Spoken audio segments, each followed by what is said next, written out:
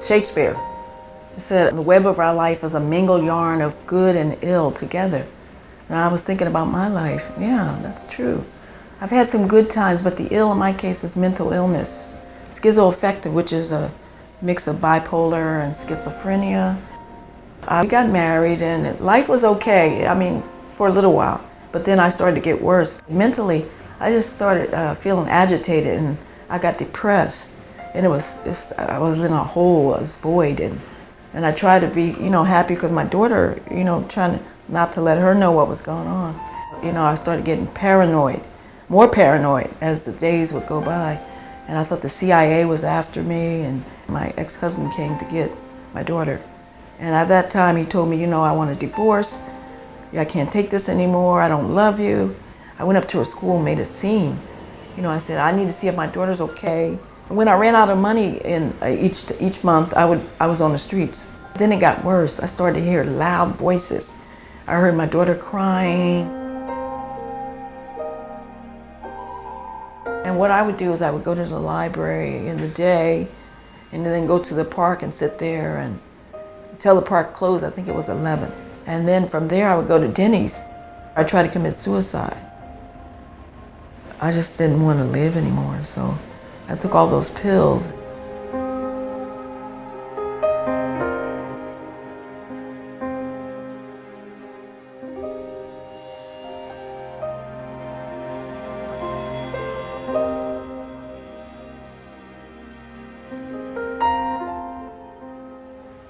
In the 1950s and 60s, virtually everyone who had a serious mental illness, who was hospitalized in our state hospitals, stayed there most of their adult lives. When the policy was developed to start downsizing the state hospitals, the first wave of people out of the state hospitals went into vacant beds in nursing homes, but those were rapidly filled up. The second wave of people went onto the streets. And we have never caught up in terms of building the housing, creating the community-based services that were necessary in the beginning to take care of all those who came out of the hospital.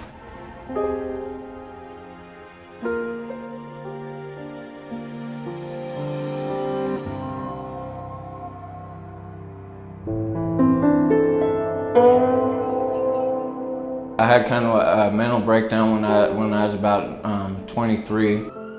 I'd never been in trouble with the police before until I became homeless, and then once I got in trouble, it seemed like everything just snowballed. And I figured I would have been homeless at the most for like 6 months, and it ended up being almost 5 years. It was just so weird because I was used to being in shelters or being in like Tent City or Nicholsville, where there are people constantly all around. Every time that you need to go to the bathroom, there are people there. I used to stay under the bridge in Skyway, and I had a tent, but then when I leave, then people would come down and they would steal my belongings, and it used to drive me nuts. And I just started getting so angry where I just resented everything. I was very depressed. I constantly thought about suicide and just sit there and just watch the trains, and sometimes it would be like, maybe today I should just walk out in front of one of those trains. And it's like just every single day. 10% of us in our lives will experience an episode of severe, persistent mental illness, a serious mental illness. So a tithe of humanity.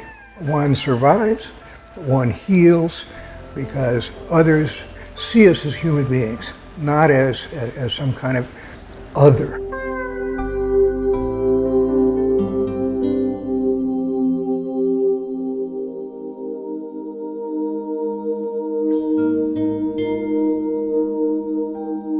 For months and months, my life has been a complete disaster. Funny, but it's molding me like Paris plaster.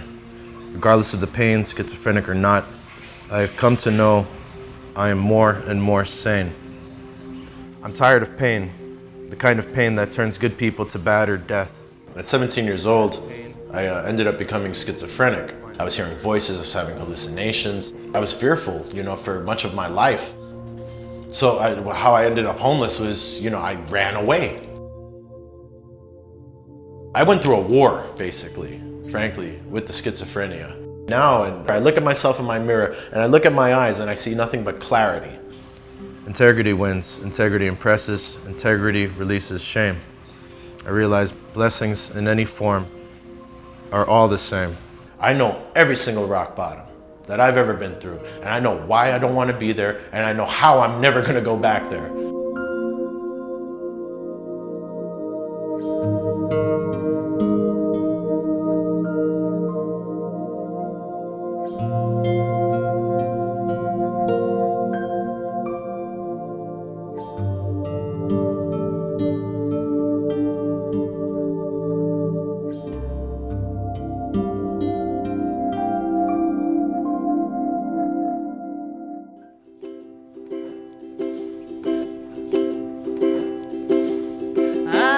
Got no home, I'm just a roaming around. Was a farming on the shares, and always was I was poor. Safety, a roof over your head, running water, a toilet, a bathtub, a bed. My home is my sanctuary today. It's like a church to me. I'm alive and thriving right now because of Plymouth Housing Group. They give people second chances, third chances, fourth chances, fifth chances, 10th chances. I ain't got a dime, but what I got is mine. I'm not rich, but Lord, I'm free. Amarillo by morning. It's easy to stay at arm's length of people that are homeless and people that are mentally ill. You or I are one trauma away from that being us. We're communal people. We need family, and if we don't, you build your own family.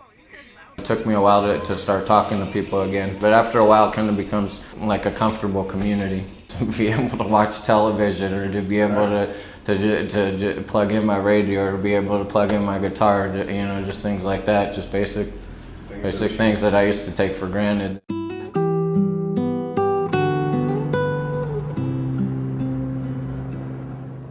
When I first moved in, it was like home. Now, I have hope. Plymouth gave me hope.